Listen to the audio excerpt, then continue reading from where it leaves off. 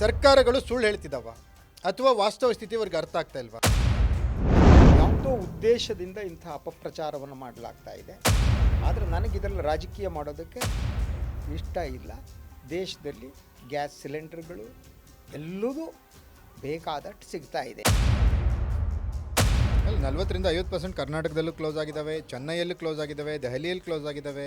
ಹೋಟೆಲ್ಗಳಷ್ಟೇ ಅಲ್ಲದೆ ಪಿ ಜಿಗಳಿಗೆ ತುಂಬ ತೊಂದರೆ ಆಗ್ತಾ ಇದೆ. ಓಲಾ ಊಬರ್ಗಳು ಬುಕ್ ಮಾಡಿದರೆ ಬೇಗ ಬರ್ತಾ ಇಲ್ಲ. ಕಾರಣ ಏನಂದರೆ ಅವರಿಗೆ ಗ್ಯಾಸ್ ಸಿಗ್ತಾ ಇಲ್ಲ. ನಾವು ಮೌನಿ ಬಾಬಾ, ನಾವು ಮಾತನಾಡಲ್ಲ. ನಾವು ಒಂದು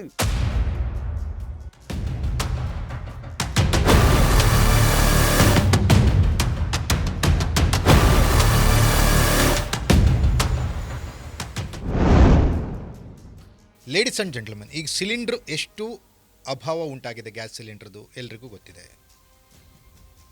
ಆಮೇಲೆ ಈ ಗ್ಯಾಸ್ ವೆಹಿಕಲ್ಗಳಿಗೆ ಗ್ಯಾಸ್ ಬಂಕ್ಗಳಲ್ಲಿ ಇಂಧನ ಸಿಗ್ತಾ ಇಲ್ಲ, ಅದೆಲ್ರಿಗೂ ಗೊತ್ತಿದೆ.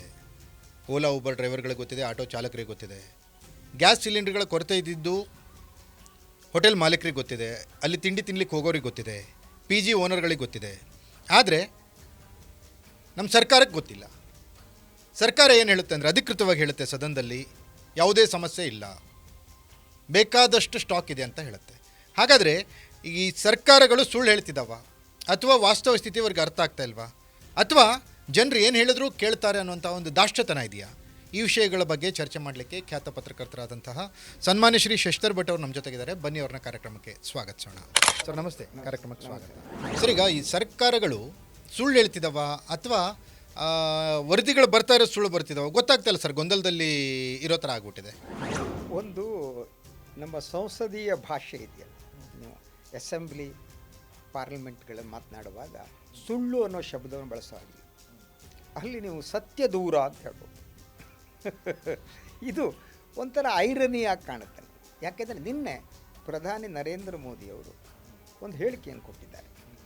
ಸೊ ಈ ಏನು ಇಂಧನ ಇದೆ ಅದರ ಕೊರತೆಯ ಬಗ್ಗೆ ಈ ಸುದ್ದಿಗಳು ಬರ್ತಾ ಇದೆ, ಒಂದು ಪ್ಯಾನಿಕ್ ಆಗ್ತಿದ್ದಾರೆ ಜನ. ಇದೆಲ್ಲವೂ ಸುಳ್ಳು. ಯಾವುದೋ ಉದ್ದೇಶದಿಂದ ಇಂಥ ಅಪಪ್ರಚಾರವನ್ನು ಮಾಡಲಾಗ್ತಾ ಇದೆ. ಆದರೆ ನನಗಿದರಲ್ಲಿ ರಾಜಕೀಯ ಮಾಡೋದಕ್ಕೆ ಇಷ್ಟ ಇಲ್ಲ.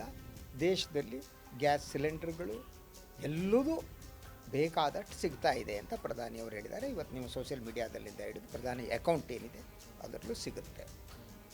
ಆದರೆ ಇದೇ ಸಂದರ್ಭದಲ್ಲಿ ಮಾಧ್ಯಮದಲ್ಲಿ ಬರ್ತಾ ಇರೋವಂಥ ವರದಿಗಳು ಬಹುಮಟ್ಟಿಗೆ ನಮ್ಮ ಮಾಧ್ಯಮ ಗೊತ್ತಿದೆ. ನಮ್ಮ ಮಾಧ್ಯಮ Modi friendly, B J P friendly ಆಗಿದೆ. ಅದಕ್ಕೆ ಅವರು ಉದ್ದೇಶಪೂರ್ವಕವಾಗಿ ಮೋದಿಯವರು ಹೇಳ್ದಂಗೆ ಬಹುತೇಕ ಮಾಧ್ಯಮ ಸಾಧ್ಯ ಇಲ್ಲ ಅಲ್ವಾ? ಸೊ ಈಗ ನೀವು ಯಾವುದೇ ಚಾನಲ್ಗಳನ್ನು ನೋಡಿ, ನೀವು ಇವತ್ತು ನಾನು ನೋಡಿದಾಗ ಮುಂಬೈನಲ್ಲಿ ಪ್ರತಿಶತ 30-40% ಹೋಟೆಲ್ಲು ನಿಂತಿದೆ ಅನ್ನುವ ವರದಿ ಇದೆ. ಹೌದು. ಕರ್ನಾಟಕದಲ್ಲಿ ನೀವು ಎಲ್ಲ ಕಡೆ ಹೋದರೂ ಕೂಡ ಸೊ ನಮಗೆ ಇದು ಕಾಣ್ತಾ ಇದೆ. 40-50% ಕರ್ನಾಟಕದಲ್ಲೂ ಕ್ಲೋಸ್ ಆಗಿದ್ದಾವೆ, ಚೆನ್ನೈಯಲ್ಲೂ ಕ್ಲೋಸ್ ಆಗಿದ್ದಾವೆ, ದೆಹಲಿಯಲ್ಲಿ ಕ್ಲೋಸ್ ಆಗಿದ್ದಾವೆ. ಹೋಟೆಲ್ಗಳಷ್ಟೇ ಅಲ್ಲದೆ ಪಿ ಜಿಗಳಿಗೆ ತುಂಬ ತೊಂದರೆ ಆಗ್ತಾ ಇದೆ. ಓಲಾ ಊಬರ್ಗಳು ಬುಕ್ ಮಾಡಿದರೆ ಬೇಗ ಬರ್ತಾ ಇಲ್ಲ. ಕಾರಣ ಏನಂದರೆ ಅವರಿಗೆ ಗ್ಯಾಸ್ ಸಿಗ್ತಾ ಇಲ್ಲ, ಆಟೋ ಸಿಗ್ತಾ ಇಲ್ಲ. ಹೌದು, ಆಯಿತಾ. ಅದ್ರ ಜೊತೆಗೆ ಕೆಲವು ಕಡೆ ಸೌದೆಯನ್ನು ಬಳಸಲಾಗ್ತಾ ಇದೆ.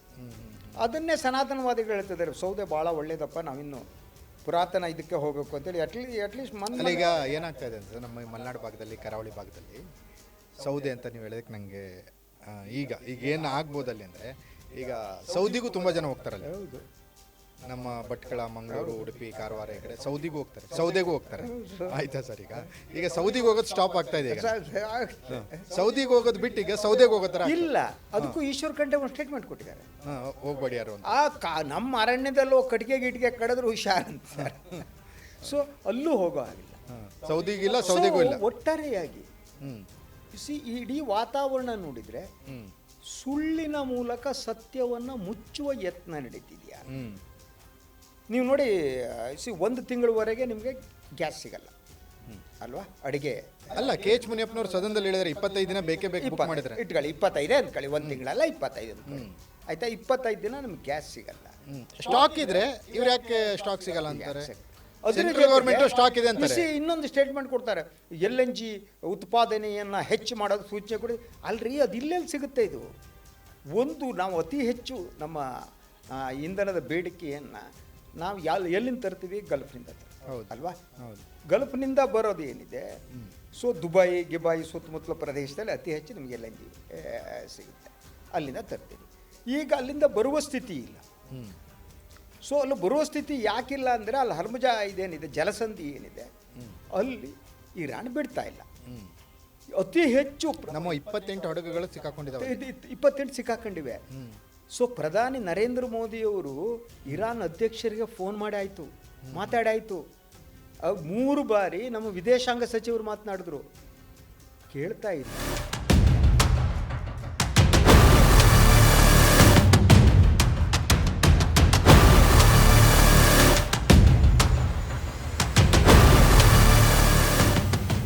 ಅಲ್ಲ ಈಗ ನೋಡಿ ಇವ್ರು ಮಾತಾಡ್ತಾರಂದ್ರೆ ಲೈಕ್ ನಮ್ದೊಂದು ದೇಶ, ಪ್ರಧಾನಿಯಾಗಿ ಮಾತಾಡ್ತಾರೆ ಅಂದ್ರೆ ಭಾರತ ಇರಾನ್ ಜೊತೆಗೆ ಮಾತಾಡ್ತು ಅಂತಾನೆ ಅರ್ಥ. ಹೌದು.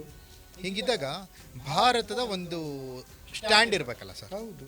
ಏನು ಸ್ಟ್ಯಾಂಡ್ ಇದೆ ನಮ್ಮದು? 2-3 ಆಗಿದೆ ಡೆವಲಪ್ಮೆಂಟ್. ಅದ್ರ ಬಗ್ಗೆ ಕೂಡ ಅಂತಾರಾಷ್ಟ್ರೀಯ ಮಟ್ಟದಲ್ಲಿ ಚರ್ಚೆ ನಡೀತಾ ಇದೆ. ಈ ಗಲ್ಫ್ ವಾರ್ ಏನಿದೆ, ಈ ವಾರ್ ಪ್ರಾರಂಭ ಆಗುವ 2 ದಿನ ಮೊದಲು ಪ್ರಧಾನಿ ನರೇಂದ್ರ ಮೋದಿಯವರು ಇಸ್ರೇಲಿಗೆ ಹೋಗ್ತಾರೆ ಅಲ್ವಾ. ಇಸ್ರೇಲಿಗೆ ಹೋಗಿ ಅವರನ್ನು ಅಪ್ಪುಗೊಳ್ಳಿ, ನಂದೇನು ಯಾರ್ಯಾರು ಅಪ್ಕೊಂಡ್ರೆ ನನ್ನ ಅಪ್ಪನ್ಗಂಟೇನೋ ಹೋಗಳ ಅಪ್ಕೋತಾರೆ. ಅದು ಅಪ್ಪುಗಂಡ ಮೇಲೆ ನಿಮ್ಮ ಜೊತೆ ನಾವಿದ್ದೀವಿ ಅಂತಾರೆ, ಆಯಿತಾ. ನಿಮ್ಮದು ಫಾದರ್ ನೇಷನ್ನು, ನಮ್ಮ ಇಂಡಿಯಾ ಮದರ್ ನೇಷನ್ನು ಅಂತಾರೆ. 2 ದಿನಗಳ ಹಿಂದೆ ಅದ್ರ ಬಗ್ಗೆ ಈವನ್ ಭಾಳಷ್ಟು ವಿದೇಶಾಂಗ ತಜ್ಜರು, ನಾನು ತಜ್ಞ ಅಲ್ಲ, ಅವ್ರು ಹೇಳೋ ಪ್ರಕಾರ it was A wrong move ಅಂತ. ಇದು ಅತಿ ತಪ್ಪು ಮೂವ್ ಮಾಡಿದ್ದು. ಅದಾದಮೇಲೆ ನೋಡಿ, ಇರಾನ್ನ ಅವನ ಮುಖ್ಯಸ್ಥರು ಏನಿದ್ದಾರೆ, ಅಯಾತುಲ್ಲಾ ಅಲಿ ಖಮೈನಿ, ಅವನನ್ನು ಅಮೇರಿಕ ಹೊಡೆದಾಕುತ್ತೆ. 11 ದಿನಗಳ ಕಾಲ ಭಾರತ ರಿಯಾಕ್ಟ್ ಮಾಡಲ್ಲ. ವಿಶ್ವದ ಎಲ್ಲ ರಾಷ್ಟ್ರಗಳು ಕಂಡೆಮ್ ಮಾಡ್ತಾರೆ, ಇನ್ನೊಂದು ದೇಶದೊಳಗೆ ನುಗ್ಗು ಮಾಡಿದ ತಪ್ಪು, ಮಾಡಬಾರ್ದಾಗಿತ್ತು ಅಂತಾರೆ. ಭಾರತ ಮಾತಾಡಲ್ಲ. ಇರಾನ್ ಇದೆಯಲ್ಲ, ಇರಾನ್ ಮತ್ತು ಅಲ್ಲಿ ಪರ್ಷಿಯನ್ ಸಂಸ್ಕೃತಿ ಭಾರತಕ್ಕೆ ಅತಿ ಹತ್ತಿರ ಆದದ್ದು. ಹೌದು. ಸೊ ಇರಾನ್ ಭಾರತದ ಅಕ್ಕಿಯನ್ನು ತಗೊಂಡು ತೈಲ ಕೊಡ್ತಿತ್ತು. ಚಾಬಾರ್ ಬಗ್ಗೆ ನಾನು ನಿಮ್ಗೆ ಇನ್ನೊಂದ್ಸಲ ಹೇಳಿದೆ ಕಾಣುತ್ತೆ. ಪೋರ್ಟ್ ನಾವು ಇನ್ವೆಸ್ಟ್ ಮಾಡಿದ್ದು, ಅದನ್ನು ಅಮೇರಿಕಕ್ಕೆ ಹೆದರಿ ನಿಲ್ಲಿಸಿದ್ವಿ. ಮತ್ತು ಅದ್ರ ಜೊತೆಗೆ ಈ ಸುನ್ನಿ ಮತ್ತು ಶಿಯಾ ಮುಸ್ಲಿಮರಿದ್ದಾರೆ, ಶಿಯಾ ಮುಸ್ಲಿಮರಿಂದ ಹುಟ್ಟಿರುವ ಧರ್ಮ ಇದಿಲ್ಲ, ಶಿಯಾ ಇವರಿಂದ ಹುಟ್ಟಿದ್ದು ಸೂಫಿ ಸಂತರುಗಳು. ಸೂಫಿ ನಡವಳಿಕೆ ಎಲ್ಲ ಇದೆ, ಅದು ಹಿಂದೂ ಧರ್ಮದ ಜೊತೆ ಹಿಂದೂ ಮುಸ್ಲಿಂ ಮಿಕ್ಸ್ಚರ್. ಅದು ಒಂಥರ ಅದ್ಭುತವಾದ ಸಂಸ್ಕೃತಿ ಇರೋದು. ನಾವು ಇದ್ದಕ್ಕಿದ್ದಂಗೆ ಇರಾನನ್ನು ರಿಜೆಕ್ಟ್ ಮಾಡಿದ್ವಿ. ಅದೀಗ ಸತ್ಯ ಅರಿವಾಗ್ತಾ ಇದ್ದಕ್ಕಿದ್ದಾಗೆ ಕಳೆದ 3-4 ದಿನಗಳಿಂದ ಭಾರತ ಸರ್ಕಾರ ಇರಾನ್ ಮನವೊಲಿಸುವ ಯತ್ನವನ್ನು ಮಾಡ್ತಿದೆ. ಇಲ್ಲಿ ಸುಳ್ಳು ಹೇಳೋದು, ನಮ್ಮ ಕೈಯಲ್ಲಿ ಬೇಕಾದಷ್ಟು ಸಿಲಿಂಡರ್ಗಳಿವೆ, ಯಾವ ತೊಂದರೆಯೂ ಇಲ್ಲ ಅನ್ನೋದು. ಅದ್ರ ಜೊತೆ ಇಲ್ಲೇ ನೋಡಿ, ನಾನು ಅಲ್ಲ, ಇದು ಸ್ಪಷ್ಟವಾಗಿ ವಿದೇಶಾಂಗ ನೀತಿಯನ್ನು ನಿರ್ವಹಿಸುವಲ್ಲಿ ಆಗಿರುವಂಥ ವೈಫಲ್ಯ. ಆಮೇಲೆ ಜಾಗತಿಕ ಮಟ್ಟದಲ್ಲಿ ಭಾರತದ ಹೆಸರಿಗೆ, ಭಾರತದ ಇಮೇಜನ್ನು ಕಡಿಮೆ ಮಾಡುವಂತಹ ಒಂದು ಏನಂದರೆ ಅಪರಾಧ ಅಥವಾ ಈ ಥರದ್ದು ಅಂತ ಅನ್ಕೋಬೋದು. ಅದಾದಮೇಲೆ ಅತಿಯಾದ ಬೇಜವಾಬ್ದಾರಿ ಅನ್ಬೋದು, ಅಥವಾ ದೇಶವನ್ನು ಮುನ್ನಡೆಸ್ಲಿಕ್ಕೆ ಗೊತ್ತೇ ಇಲ್ಲನಪ್ಪ ಇವರಿಗೆ ಅನ್ನೋ ಥರದ್ದು ಇರ್ಬೋದು. ಮಾತು ಹೇಳ್ತಾರೆ. ಅಂದರೆ ನಮ್ಮ ವಿದೇಶಾಂಗ ನೀತಿ ಇದೆಯಲ್ಲ, ಅದು ಇಂಡಿವಿಜುವಲಿಸ್ಟಿಕ್ ಪಾಲಿಸಿಯಾಗಿ ಬದಲಾದದ್ದು ಅಂತ. ಅದು ಹೇಗೆ ಅಂತ ಹೇಳಬೇಕಾದ್ರೆ, ಈಗ ಎಲ್ಲೆಲ್ಲಿ ಪ್ರಧಾನಿಗಳು ವಿದೇಶ ಪ್ರವಾಸವನ್ನು ಮಾಡ್ತಾರೆ, ಆಗ ಅವ್ರ ಜೊತೆ ಹೋಗುವವರು ಯಾರು, ಅಲ್ಲಿ ಆಗುತ್ತಿರುವ ಡೀಲ್ಗಳು, ಆ ಡೀಲ್ಗಳಿಂದ ಯಾರಿಗೆ ಸಹಾಯ ಆಗ್ತಾ ಇದೆ. ಅದ್ರ ಜೊತೆಗೆ ಒಂದು ದೇಶದ ಪ್ರಧಾನಿ ಹೋಗ್ತಾರಲ್ಲ ಇನ್ನೊಂದು ದೇಶಕ್ಕೆ, ಆವಾಗ ಇಡೀ ಒಂದು ಡೆಲಿಗೇಷನ್ ಹೋಗುತ್ತೆ. ಇಲ್ಲಿ ಆ ಡೆಲಿಗೇಷನ್ನೇ ಹೋಗ್ತಾ ಇಲ್ಲ. ಅಂದರೆ ಇಡೀ ಭಾರತದ ವಿದೇಶಾಂಗ ನೀತಿಯನ್ನು ಒಂದು ಇಂಡಿವಿಜುವಲಿಸ್ಟಿಕ್, ನನಗೆ ನೀವಾಗುತ್ತೆ, ನಿಮ್ಮ ಜೊತೆ ಐ ವಿಲ್ ಡೂ ಇಟ್, ನೀವು ಬೇರೆ ಧರ್ಮದವರ ಐ ಡೋಂಟ್ ಡೂ ಇಟ್. ಈ ರೀತಿ ಇಡೀ ಭಾರತದ ವಿದೇಶಾಂಗ ನೀತಿ ಇಂಡಿವಿಜುವಲಿಸ್ಟಿಕ್ ಆಗಿ ಅದು ಆಯಾಯ ಕಾಲಗಳಿಗೆ ಬದಲಾಗ್ತಾ ಹೋಗುತ್ತೆ. ಅದರ ಅಪಾಯ ನಮಗೆ ಕಾಣ್ತಾ ಇದೆ. ಅದರ ಅಪಾಯ ಹೇಗೆ ಕಾಣ್ತಾ ಇದೆ ಅಂದರೆ, ಬ್ರಿಕ್ಸ್ನಲ್ಲಿ ನಾವೇ ಚೇರ್ಮನ್ರೀಗ ಅಲ್ವಾ. ಸೊ ಅಮೇರಿಕಾದ ವಿರುದ್ಧದ ಸಂಘಟನೆಯನ್ನೇ ಬ್ರಿಕ್ಸು. ಈಗ ಬ್ರಿಕ್ಸ್ ನಾವು ಅಧ್ಯಕ್ಷರಾದರೂ ಬ್ರಿಕ್ಸ್ ವತಿಯಿಂದ ಒಂದೇ ಒಂದು ಸ್ಟೇಟ್ಮೆಂಟ್ ಕೊಟ್ಟಿಲ್ಲ. ಅದ್ರ ಜೊತೆಗೆ ಅಮೇರಿಕಾದ ಕ್ವಾಡ್ನಲ್ಲೂ ಇದ್ದೀವಿ ನಾವು, ಅಲ್ಲಿಯೂ ಇಲ್ಲ. ಬ್ರಿಕ್ಸ್ನ ಒಳಗಡೆ ಇದ್ಬಿಟ್ಟು ಈ ಬ್ರಿಕ್ಸ್ನ ಉಳಿದೆಲ್ಲ ದೇಶಗಳು ಕೂಡ, ಇರಾನ್ ಕೂಡ member of the BRICS. So Russia, China, South Africa, Brazil ಇವೆಲ್ಲದೂ ಕೂಡ ಇರಾನ್ ಜೊತೆಗೆ ನಿಂತಿವೆ. ನಾವು ಮೌನಿ ಬಾಬಾ, ನಾವು ಮಾತನಾಡಲ್ಲ, ನಾವು ಒಂದು ಕಂಡೆಮ್ ಕೂಡ ಮಾಡಿಲ್ಲ. ಇದೆಲ್ಲ ಆದಮೇಲೆ ಭಾರತದ ವಿದೇಶಾಂಗ ಸಚಿವರು 11 ದಿನದ ನಂತರ ಇರಾನ್ ರಾಯಭಾರ ಕಚೇರಿ ದೆಹಲಿಗೆ ಹೋಗ್ತಾರೆ, ಒಳಗಡೆ ಹೋಗ್ಬಿಟ್ಟು ಅಲ್ಲಿ ಸಂತಾಪಕ್ಕೆ ಸೈನ್ ಹಾಕ್ತಾರೆ ಹೊರತು ಇನ್ನೊಂದು ದೇಶದ ಒಳಗಡೆ ನುಗ್ಗಿ ಆ ದೇಶದ ಮುಖ್ಯಸ್ಥರನ್ನ ಕೊಲ್ಲೋದು ಅಪರಾಧ ಅನ್ನುವ ಮಾತನ್ನು ಖಂಡಿಸಲೇ ಇಲ್ಲ. ಎಸ್ ಸರ್, ಈಗ ಈ ಯಾಕೆ ಈ ಥರ ಹಿಡನ್ ಆಗಿ ಇಷ್ಟೆಲ್ಲ ಸಮಸ್ಯೆಗಳಿದೆ ಅಂತ ಇಡೀ ದೇಶಕ್ಕೆ ಗೊತ್ತಿದೆ, ಸಾರ್ವಜನಿಕರಿಗೆ ಗೊತ್ತಿದೆ, ಅವ್ರ MP MLA ಗಳಿಗೆ ಗೊತ್ತಿದೆ, ಇವ್ರು ಮಾತ್ರ ಯಾವುದೂ ನಮಗೆ ಕೊರತೆ ಇಲ್ಲ, ಸಾಕಷ್ಟು ಪ್ರಮಾಣದಲ್ಲಿ ಸಿಗ್ತಾ ಇದೆ.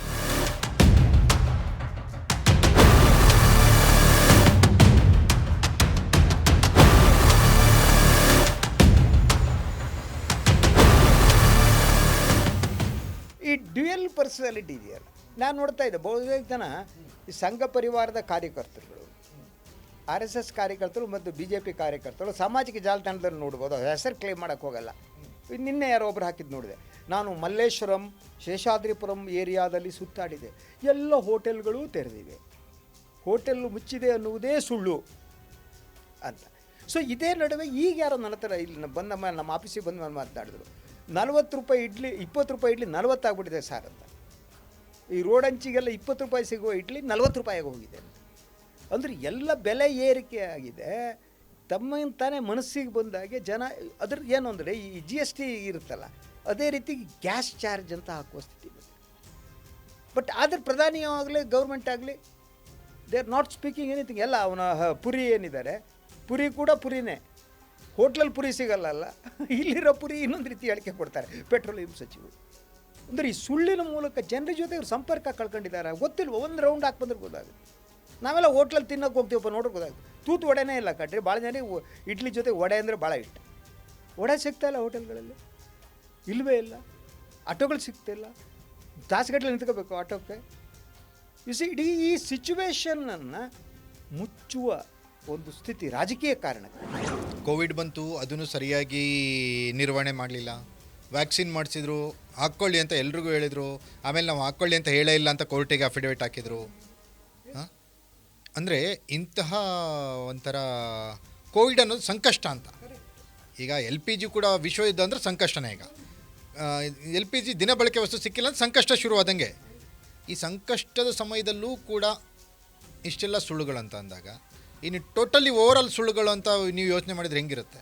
ಅಲ್ಲೆಲ್ಲ ನನಗೆ ಇದೇನು ಗೊತ್ತಾ ನಿಮಗೆ, ಇದೇನೋ ಆಯ್ತು ತಕ್ಷಣ ಮೋದಿ ಮಾಸ್ಟರ್ ಸ್ಟ್ರೋಕ್ ಅಂದ್ಬಿಡೋದು, ವಿದೇಶಾಂಗ ನೀತಿ ಗೆದ್ವಿ ಬಂದುಬಿಡ್ತು, 2 ಹಡಗು ಅಂತ. ಒಂದು ಹಡಗು ಬಂತು ಅಲ್ಲ ಹಡಗು ಇದು ಮಜಾ ಏನು ಗೊತ್ತಾ, 2 ಹಡಗು ಬಂತು ಅಂತ ಹೇಳ್ತಾರೆ ಇವತ್ತಿನ ಪತ್ರಿಕೆಗಳಿದೆ, ನೀವು ನೋಡಿರ್ಬೋದು. ಆದರೆ ಜೈಶಂಕರ್ ಏನು ಇರಾನ್ ವಿದೇಶಾಂಗ ಸಚಿವರು ಫೋನ್ ಮಾಡ್ತಾರೆ, ಅದು ಆದಮೇಲೆ ಇರಾನ್ ವಿದೇಶಾಂಗ ಸಚಿವರು ಟ್ವೀಟ್ ಮಾಡ್ತಾರೆ, ಅದರಲ್ಲಿ ಈ ವಿಚಾರ ಪ್ರಸ್ತಾಪನೆ ಇಲ್ಲ. ಆಯ್ತಾ ಸರ್? ಕೇರೇ ಮಾಡ್ತಾ ಇಲ್ಲ ಸರ್ ಯಾರು ನಮಗೆ. ಸರ್ ರಷ್ಯಾ ಕೇರ್ ಮಾಡ್ತಾ ಇಲ್ಲ ನಮ್ಮನ್ನ. ಅದಾದ್ಮೇಲೆ ಇರಾನ್ ಕೇರ್ ಮಾಡ್ತಾ ಇಲ್ಲ, ಗಲ್ಫ್ ಕಂಟ್ರೀಸ್ ಮಾಡ್ತಾ ಇಲ್ಲ, ಅಮೆರಿಕ ಅಂತೂ ಡೋಂಟ್ ಕೇರ್. ಈಗ ಯಾರು ನಾವು ವಿಶ್ವಗುರು ಹೆಂಗೆ ಹಂಗೆ ಸುಮ್ಮನೆ ಹೇಳ್ಕೋಬೇಕು ಅಷ್ಟೇ ನಾವು. ಈ ಸಿಚುವೇಶನ್ ಹೇಗೆ ನಿರ್ಮಾಣ ಆಗಿದೆ ಅಂದರೆ ಯಾರು ಕೂಡ ನಮಗೆ ರಿಯಾಕ್ಟ್ ಮಾಡೋ ಒಂದು ಸ್ಟ್ಯಾಂಡ್ ಇದ್ರೆ ರಿಯಾಕ್ಟ್ ಮಾಡ್ತಾರೆ ಜಗತ್ತಿನಲ್ಲಿ. ಅದು ಎಗ್ರಿ ಟು ಡಿಸ್ಅಗ್ರಿ, ನಾವು ನೀವು ಮಾತಾಡ್ತಾ ಇರ್ತೀವಿ, ಹಲವು ವಿಚಾರದಲ್ಲಿ ನಾವು ಭಿನ್ನಾಭಿಪ್ರಾಯ ಇರ್ಬೋದು. ಆ ಭಿನ್ನಾಭಿಪ್ರಾಯ ಇದ್ದಿದ್ರು ನಾವು ಅದನ್ನು ಸ್ಪಷ್ಟವಾಗಿ ಹೇಳಿದ್ರೆ ಘಟನೆ ಅಂದ್ರೆ ಒಂದು ಖಂಡಿಸ್ತೀವಿ ಇಲ್ಲ ಬೆಂಬಲಿಸ್ತೀವಿ ಅಲ್ವಾ. ಪೀಪಲ್ ವಿಲ್ ಅದಿದ್ದು ನಾವು ತೂಕಡಿಕೆ ಮಾಡ್ತಾ ಇದ್ರೆ ಜನ ನಮ್ಮನ್ನು ರಿಜೆಕ್ಟ್ ಮಾಡಿ ಸೀರಿಯಸ್ ಆಗಿ ತಗೊಳ್ಳಲ್ಲ. ಇವತ್ತು ನಮ್ಮ ಸಿಚುವೇಶನ್ ಆಗಿ ಕೂತಿದೆ, ವಿಶ್ವ ನಮ್ಮನ್ನು ಸೀರಿಯಸ್ ಆಗಿ ತಗೊಳ್ಳಲ್ಲ. ಯಾಕಂದ್ರೆ ನಮ್ಗೆ ಸ್ಟ್ಯಾಂಡ್ ಇಲ್ಲ, ಸುಮ್ಮನೆ ಮೌನವಾಗಿರೋದು. ಅದರಿಂದ ಇಡೀ ಈ ಒಂದು ಗಲ್ಫ್ ವಾರ್ ಏನಿದೆ ಈ ವಿಚಾರದಲ್ಲಿ ಭಾರತದ ಈ ಮೌನ ಇದೆಯಲ್ಲ ಅದು ಅಪಾಯಕಾರಿಯಾದ್ದು. ವಿದೇಶಾಂಗ ನೀತಿ ಕುಸಿದು ಹೋಗಿದೆ. ದೇಶದ ಒಳಗಡೆ ಇನ್ನು ಯಾವಾಗ ಭಾಳ ಜನ ಹೇಳೋ ಪ್ರಕಾರ ಇದು ಏಪ್ರಿಲ್ ಎಂಡ್ವರೆಗೆ ಹೋಗುತ್ತೆ ಮಿನಿಮಮ್ ಅಂತ ಯುದ್ಧ. ಅಲ್ಲ ಇವತ್ತು ಅಗೇನ್ ಮತ್ತೇನು ನಾರ್ತ್ ಕೊರಿಯಾ ಜಪಾನ್ ಮೇಲೆ ಮಿಸೈಲ್ ಮಾಡಿದೆ. ಸೊ ನೀವು ಹೊತ್ಕೊಳ್ತಂಗೆ ಚೀನಾ ಒಂದು ಎಂಟ್ರಿ ಆಗ್ಬಿಡ್ತು ಅಂದರೆ ಇದು ವರ್ಲ್ಡ್ ವಾರ್ ಪಕ್ಕ. ಅಷ್ಟೇ, ನೀವು ಏಪ್ರಿಲ್ವರೆಗೆ ಈ ಸಿಚುವೇಶನ್ ಹೋಯ್ತು ಅಂತಾದರೆ ಭಾಳ ಗಂಭೀರವಾದ ಸ್ಥಿತಿಗೆ ನಾವು ಸಿಕ್ಕಾಕತ್ತೀವಿ. ಆವಾಗ ಈ ಸುಳ್ಳೇಳು ಮುಚ್ಚಕ್ಕಾಗಲ್ಲ. ನಾವು ಸಂತೋಷ ಪಡೋದು we are going back to 5000 year back ಅಂತ. ಆ ಸಿಚುವೇಶನ್ ನಿರ್ಮಾಣ ಆಗಿದೆ. ಸಂಪೂರ್ಣವಾಗಿ ಗೌರ್ಮೆಂಟ್ ಹ್ಯಾಸ್ ಫೇಲ್ಡ್. ಬಟ್ ನಾವು ಒಪ್ಕೊಳ್ಳಲ್ಲ, ಯಾಕಂದರೆ ನಾವು ಒಂದು ಭ್ರಮೆ ಇದೆ, ಎಲ್ಲ ಭ್ರಮೆ ಒಳಗಿದ್ದೀವಿ. ನೀವು ಹೇಳಕ್ಕೆ ಹೋಗ್ಬಿಟ್ರೆ ಏನು ಮೋದಿಗಿಂತ ಜಾಸ್ತಿ ವಿದೇಶಾಂಗ ನೀತಿ ಗೊತ್ತೇನ್ರಿ ನೀವು ಇಬ್ಬರು ಕೂತ್ಕೊಂಡು ಡಿಸ್ಕಸ್ ಮಾಡ್ತೀರಿ ಅಂತ. ಮಾತಾಡಲ್ಲ ಸರ್, ಅದು ಬೇರೆ ಥರ ಮಾತಾಡ್ತಾರೆ, ಅದನ್ನ ಇಲ್ಲಿ ಹೇಳೋಕ್ಕಾಗಲ್ಲ. ಅದೇ ಸೊ ಕಮೆಂಟ್ಗಳು ಅದನ್ನ ಹೇಳೋಕ್ಕಾಗಲ್ಲ ಇಲ್ಲಿ. ಸೆನ್ಸಾರ್ ಕಟ್ ಹಂಗಿರ್ತವೆ ಮೋದಿ ವಿರುದ್ಧ ಸ್ಟೋರಿ ಮಾಡಿದ್ರೆ. ಹೌದು, that is the situation. But over all ಗೊತ್ತಿಲ್ಲ, ಇಡ್ಲಿ 40 ರೂಪಾಯಿ ಆದರೆ ತೂತ್ವಡ ಇಲ್ಲ, ಪೂರಿ ಇಲ್ಲ, ದೋಸೆ ಇಲ್ಲ, ಏನೂ ಇಲ್ಲ. ಅನ್ನದ ಪದಾರ್ಥಗಳನ್ನು ಬಿಸಿ ಒಂದು ಸಲ ಅನ್ನ ಮಾಡ್ತಾರೆ, ಎಲ್ಲ ಕೊಡ್ತಾರೆ. ದಾಸೋಹಗಳು ನಿಂತು ಹೋಗ್ಬಿಟ್ಟಿವೆ. ಹೌದು, ದೇವಸ್ಥಾನಗಳಲ್ಲೂ ದೇವಸ್ಥಾನ ನಿಂತು ಹೋಗ್ಬಿಟ್ಟಿದೆ. ಈವನ್ ಹುಡುಗರು ಹಾಸ್ಟೆಲ್ಗಳಲ್ಲಿ. ಇದು ಸುಲಭದ ಮಾತಲ್ಲ. ಈ ಸುಳ್ಳುಗಳಿಂದ ಆಗ್ತಾ ಇರುವಂತ ಅಥವಾ ಮುಂದೆ ಬರುವಂತ ಅನಾಹುತವನ್ನ ತಪ್ಸಕ್ಕಂತೂ ಸಾಧ್ಯ. ಸತ್ಯ ಹೇಳ್ಬಿಟ್ರೆ ಮುಗಿದೋಯ್ತು, ಹಿಂಗಿದೆ ಅಂತ ಅಲ್ವಾ? ಎಸ್, ಕೊರತೆ ಇದೆ, ಬರಬೇಕಿತ್ತು, ಬಂದಿಲ್ಲ.